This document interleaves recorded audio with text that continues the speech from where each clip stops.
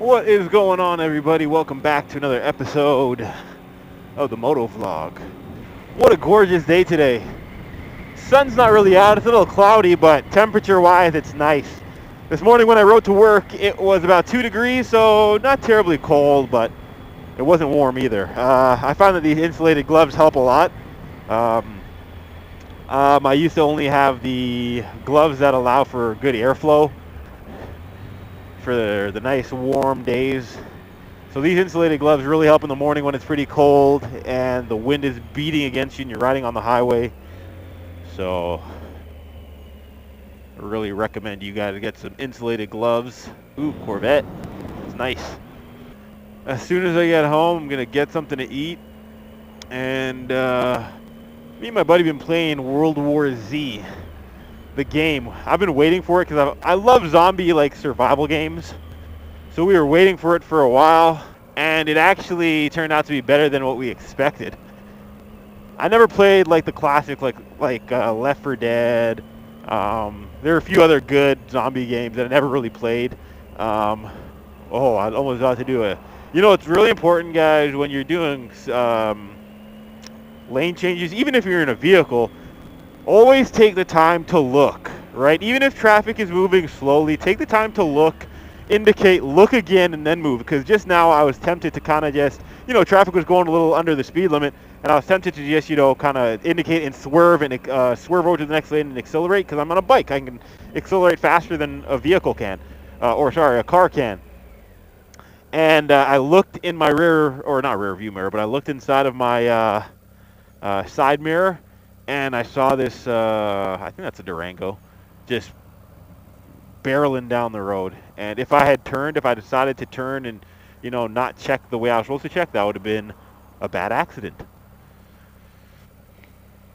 So it's a small thing. Like on a motorcycle, you got to be hyper vigilant, is what I find, because literally, you're carrying precious cargo.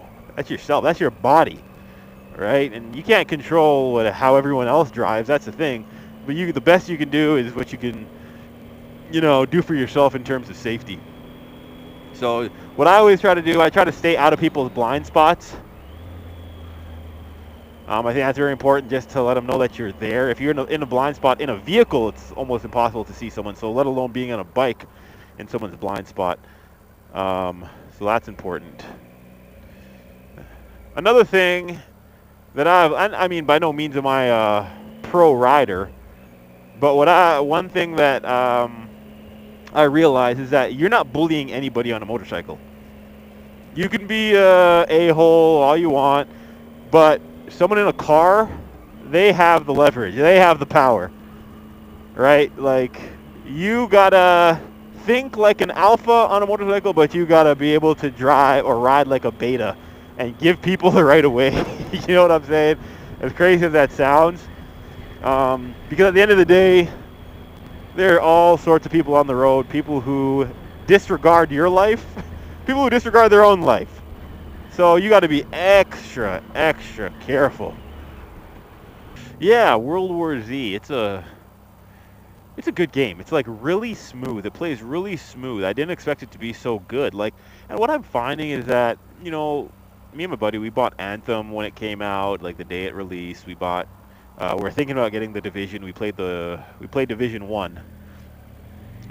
And those games are really complex. There's a lot to them. And what World War Z kind of showed me is that sometimes less is more. World War Z is not a hyper-complex game. It's actually quite simple.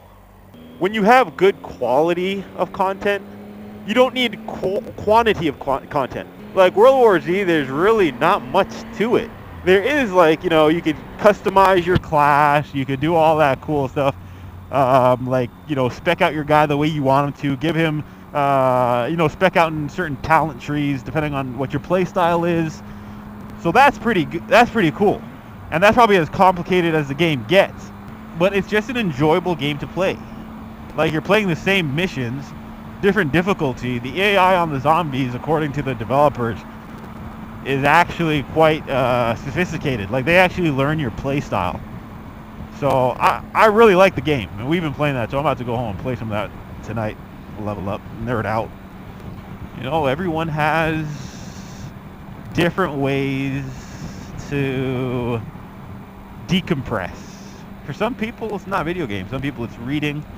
Other people, it might be riding the motorcycle. That's another good way. Some people might be going to the gym, working out. That's another thing that people do. But everyone's different.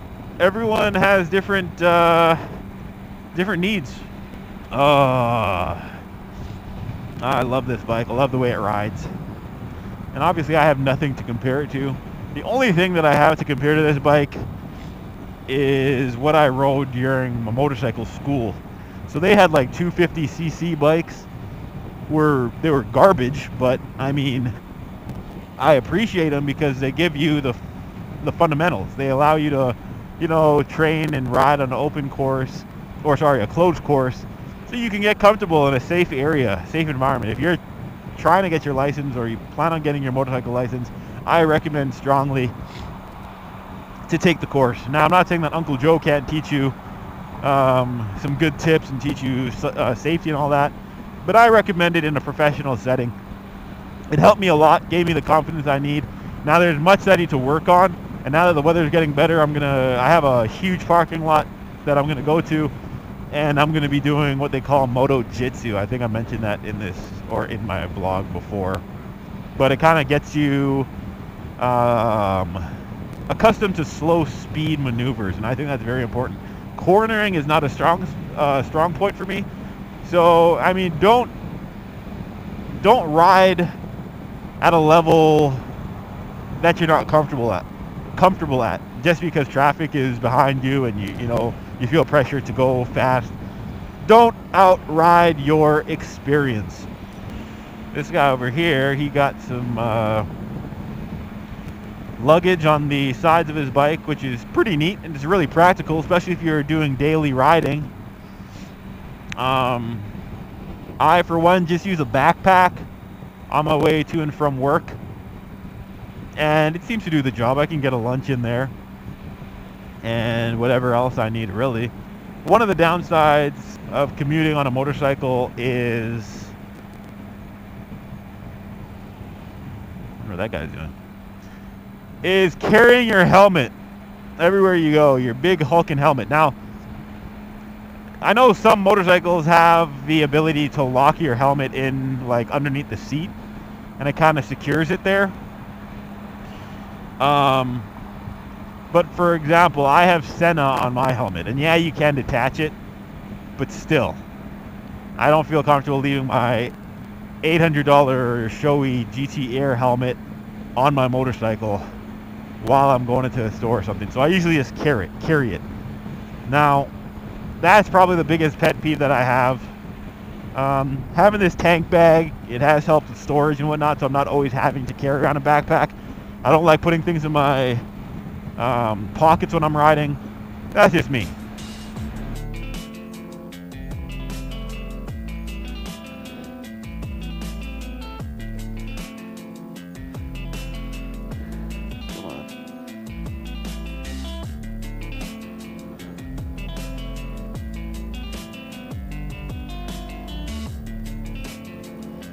Man, I'll tell you guys, man, there's nothing like it. There's nothing like riding a motorcycle.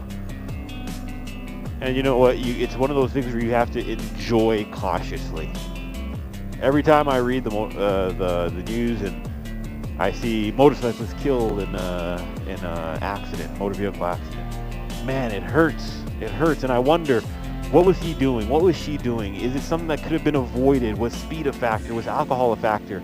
Or were they doing everything right?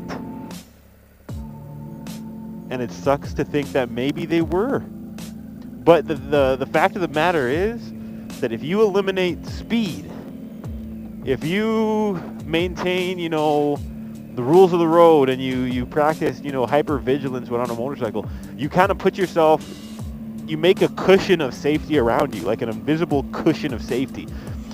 Not a physical cushion, but just one born out of your own caution.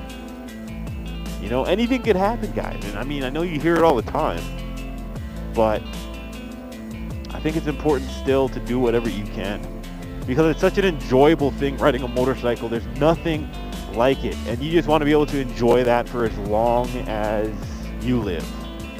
So guys, if you ride safe. If you drive safe. If you walk, just be safe. Thanks for sticking by. Thanks for joining me on this ride. We'll see you in the next one.